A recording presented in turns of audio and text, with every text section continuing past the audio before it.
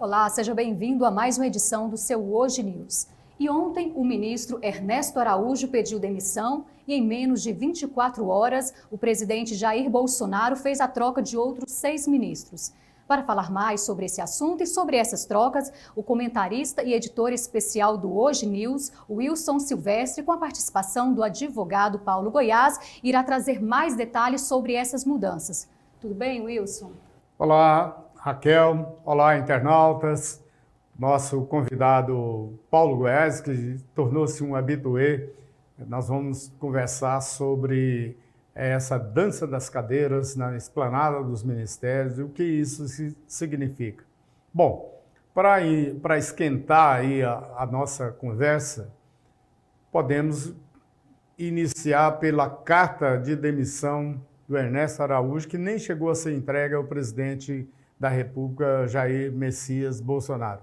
Porque, enquanto ele estava despedindo lá com seus auxiliares mais próximos, no Itamaraty, logo em seguida o Bolsonaro, já que é do feitio do presidente, célere como sempre, ele já providenciou a demissão, a exoneração do ministro das Relações Exteriores e, numa canetada também, começou a fazer remanejamento e trocas.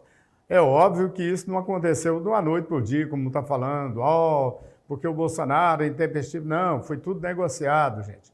E é sobre exatamente essas negociações e o que significa essas mudanças dentro da esplanada dos ministérios, o que significa isso dentro de um contexto político e também sobre o que pode vir a partir desse rearranjo nas principais auxiliares do Palácio do Planalto. É isso, Raquel. Vamos agora bater um papo com o nosso convidado, Paulo Goiás. Doutor Paulo. Seja bem-vindo. Tudo bom, Silvestre? Tudo bom, Raquel? Tudo bem. Bom, eu começo aí, doutor Paulo, como é que, depois desse arranjo aí, que tem, inclusive, foi a grande surpresa, a deputada federal Flávia Arruda, do PL, do Distrito Federal, que era presidente da Comissão Mista de Orçamento, teve um papel muito importante na elaboração do orçamento, muita crítica também, porque ela remanejou recursos de saúde, educação, enfim, para poder atender ali os interesses do Palácio do Planalto, acabou caindo também nas graças do presidente e hoje é uma das figuras muito ligada ao presidente da Câmara, o Arthur Lira. Como é que o senhor está vendo isso? Bom, houve uma mudança de 1/4 dos ministros do governo Bolsonaro. 1/4. São 22 ministros, trocaram 6, nós temos aí uma troca significativa. Essas trocas ocorrem no momento em que nós já falamos aqui. Primeiro, como eu disse, acho que em 2 programas atrás, o presidente precisava demitir o advogado-geral da União, que colocou ele naquela ação do Supremo, sem dar as condições técnicas necessárias ao presidente, colocou ele em risco. Então, a demissão dele era favas contadas e o governo precisava disso. Por outro lado, o ministro da Justiça, o André, tem sido muito omisso. Então, ele volta para a advocacia, em que pese a saída do advogado José Levi e a entrada do André, e quase nada muda, porque esses dois não têm força política. A força política, me parece, ficou por conta da deputada Flávia Arruda. Primeiro, porque a Flávia Arruda era a presidente da Comissão de Orçamento, Comissão Mista de Orçamento. Segundo, porque a Flávia Arruda é do PL, PR, isso é importante. Valdemar Costa Neto e os seus 30 e poucos deputados. Segundo lugar, a Flávia é esposa do ex-governador José Roberto Arruda. E o suplente dele, o Laerte Bessa, o presidente sempre quis trazê-lo para o Congresso Nacional ou para o próprio governo. Com essa mexida de peça, o presidente conseguiu equilibrar as forças, agradou o Arthur Lira, agradou o PR, agradou o Bessa e acabou agradando boa parte dos seguidores do José Roberto Arruda, porque a Flávia é a continuação do governo José Roberto Arruda. Por outro lado, nós tivemos algumas medidas, algumas mexidas que realmente faz a gente pensar. Primeiro, o presidente da República está fazendo o possível para governar, e isso provavelmente não está agradando a base eleitoral dele, porque ele estaria cedendo às pressões do Centrão e de outros grupos. Agora, importante pensar que no xadrez político, como você fala, meu amigo Silvestre, governar é a arte do possível, não a arte do querer. Doutor Paulo, estamos diante desse cenário, digamos, que está essas acomodações, aí vamos usar uma expressão menos crítica, essas acomodações dentro da esplanada dos ministérios, agradando o Centrão de um lado, e fazendo ali como o senhor bem lembrou, a arte de governar do presidente Jair Bolsonaro, trazendo para o Palácio do Planalto uma interlocução, digamos, mais afetiva e efetiva. Afetiva no sentido de atender ali os interesses de alguns amigos. O senhor citou o Bessa, que, aliás, foi um grande deputado federal, um grande secretário de Segurança Pública, é um homem sério e, evidentemente, tem uma ligação com o presidente. Então, a parte afetiva do presidente também ela foi beneficiada. Mas tem um detalhe que eu gostaria de levar para os nossos internautas e ouvir a sua opinião, é o seguinte, ao remanejar Ernesto Araújo, atendendo pressões do Centrão, e principalmente ali do Senado, por conta de alguns escorregões, mas o presidente Bolsonaro teve a habilidade de trazer também o substituto do Ernesto Araújo, mas identificado ideologicamente com os bolsonaristas. Ele é um olavista declarado. O que o senhor acha? O senhor acha que vai mudar ou trocou 6 por meia dúzia? Como é que o senhor vê isso? Olha, o Brasil hoje vive uma situação de desordem. Você tem uma desordem por causa da pandemia, onde os governadores de estado estão criando constrangimento ao governo e inviabilizando a economia do país, e isso se agrega a alguns prefeitos. Por outro lado, nós temos o pior sistema legal do planeta, onde a justiça ela não é justiça, ela é um ajeite para o amigo do dia. E isso é um problema. Terceiro, nós temos um país, como eu já disse aqui, com 27,5 milhões de pessoas ganhando menos de R$246, ou seja, um passo da fome.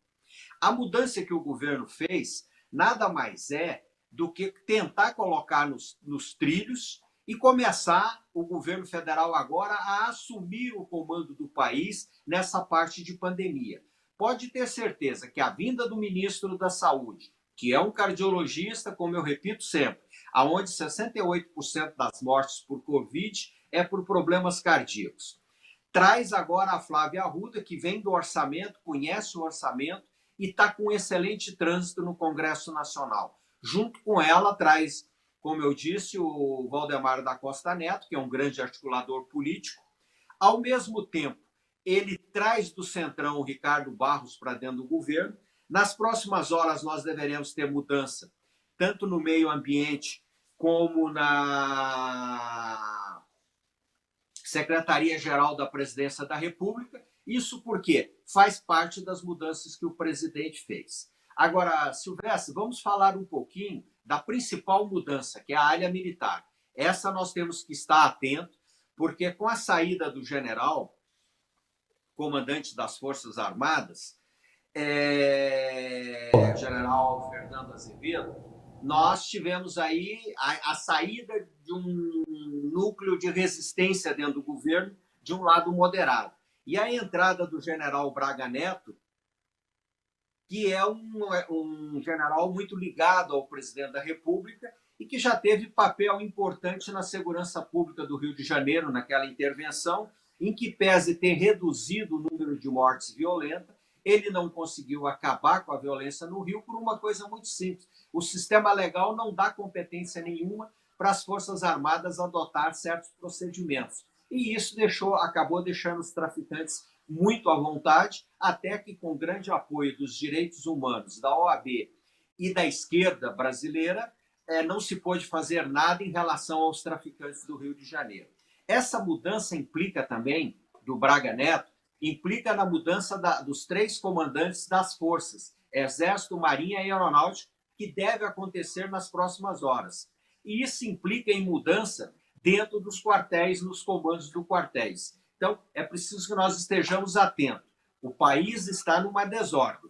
Há uma necessidade do Executivo Federal assumir o comando do Covid. E ele precisa ter, neste momento, o apoio político e o apoio militar. E me parece que o presidente está costurando exatamente isso. Agora, vamos ver a próxima mexida da oposição em relação a todo esse cenário.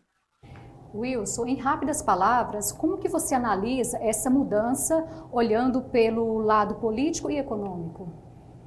Bom, como bem frisou o doutor Paulo, há uma percepção hoje no país de que a economia, de uma certa forma, está mal conduzida pelo ministro Paulo Guedes. A circunstância política tem levado a circunstância desfavorável dentro da economia. O Dr. Paulo Goiás lembrou que tem mais de 27 milhões de pessoas vivendo com uma renda abaixo da linha da pobreza, que é R$ 250. Bom, dito isso, qual o efeito prático que nós podemos esperar aí, internautas, dessas mexidas? Primeiro, na percepção geral, haverá uma melhor sinergia política conduzindo o processo econômico. As empresas, há uma pressão muito grande das empresas para que haja uma liberação ou pelo menos uma alternativa, uma coordenação geral, que se o governo federal fala uma linguagem, o estadual e municipal siga essa linguagem, tem uma linguagem comum, porque o que desregulou mais a economia não foi só a pandemia, foi o desacerto, o desencontro entre decisão de governo federal, governo estadual e governo municipal. Cada um está tomando uma atitude. Precisa ter um freio de arrumação nisso. Sem isso, não é a vacina que vai resolver o problema econômico, e sim a coordenação do enfrentamento da pandemia que vai resolver o problema. Aliás, doutor Paulo, rapidamente, eu gostaria de comentar com o senhor, e já falei sobre isso, internautas, está agraçando aí uma desobediência civil que pode descambar para uma falta de controle das autoridades. Um exemplo, esse episódio da Bahia deixou os governadores tão preocupados que ontem eles lançaram uma carta, 16 governadores assinaram essa carta pedindo providência ao Congresso e à Suprema Corte para intervir diretamente e punir as pessoas que estimulam isso. Eu gostaria de ouvir a opinião do doutor Paulo, e também eu acredito que nossos internautas, para saber como é que vai ser desaguado isso. Rapidamente, doutor Paulo, nós estamos aí no final do nosso programa, do nosso bate-papo. Eu gostaria que o senhor emitisse a sua opinião sobre essa desobediência civil. Olha, eu vejo com muita gravidade a execução daquele PM pela própria PM lá na Bahia. Eu vi vários vídeos e realmente foi uma execução, não foi uma situação de defesa. O PM deu um tiro para cima e as forças de segurança que queriam eliminá-lo, eliminou. E nós estamos vendo aí, aquele PM não chegou àquele ponto por nada, ele chegou por pressão psicológica em face da pandemia e do que ele entendia que era certo, que ele não deveria prender cidadão e nem pessoas honestas. Acredito eu que o presidente da República deve determinar à Polícia Federal que intervenha nesse caso da Bahia, porque há fortes indícios de que os governadores querem abafar essa situação. Por quê? É um caso grave, que fere os direitos humanos e, acima de tudo, mexeu com a corporação policial. Agora, eu vou terminar aqui lembrando uma coisa, Silvestre. Num país em que você, para trabalhar, precisa se esconder, os marginais são vacinados antes das forças de segurança, do pessoal da saúde e do cidadão que trabalha e paga impostos. Que você, para produzir, precisa de autorização de quem nada produz. A Suprema Corte solta bandido de alta periculosidade para protegê-los da contaminação e prende jornalistas, parlamentares e cidadão por crime de opinião. E agora 16 governadores querem prender cidadão por crime de opinião. A justiça é fonte de injustiça. E no Brasil hoje, vou falar com profundo pesar, o crime compensa e a honestidade hoje é imoralidade. Então, essa é uma situação que nós vivemos e que nós temos que tomar muito cuidado. Eu peguei uns dados do Covid e me chamou muita atenção, Silvestre. É o seguinte, no mundo, teve 127 milhões de pessoas contaminadas. Isso dá 2 milhões e 800 mil falecidos. Isso dá uma média de 21,8 pessoas contaminadas morrendo por Covid a nível global. A nível de Brasil, é 24,9 pessoas para cada 1.000 contaminados. Aí vem um detalhe. Rio de Janeiro, lockdown, número de mortes por 1.000, 52,7. Rio Grande do Sul, número de mortes com Covid por 1.000, 44. Rio Grande do Norte, 43. Goiás, 37,8. Paraíba, 36,5. São Paulo, 36,2. E aí vai. E para minha surpresa, sabe quantos morrem no Pará? No Amapá? 11,4 pessoas. Aonde tem lockdown, está levando as pessoas a morrerem. Porque, na verdade, isso não é um lockdown. Isso, na verdade, é vontade de governador que quer criar situações para esconder a realidade da omissão deles de outubro para cá, que desativaram o sistema de saúde de proteção do Covid e foram não surpreendidos, porque já havia a segunda onda desde agosto, já entrando na Europa, que com certeza chegaria no Brasil, assim como já está vindo a terceira onda, conforme o comandante do Exército Pujol, em declarações recentes, disse que já está pronto para que as forças de segurança sejam protegidas da terceira onda. Então, houve omissão dolosa, criminosa e mal intencionada de governadores e prefeitos que desativaram o sistema. E, para mim, os responsáveis por essas mortes que estão ocorrendo hoje são governadores, prefeitos que deixaram de manter a estrutura criada pelo governo federal, paga pelo governo federal e que eles deveriam colocar, e deixaram as pessoas ao relento. Por outro lado, a politização do Covid. A esquerda diz que não pode usar ivermectina, a direita diz que pode. E aí há uma briga, inclusive, de entidades médicas. O CFM fala uma coisa e a Associação Médica Brasileira fala outra. E nós, cidadãos, achamos que o que é certo?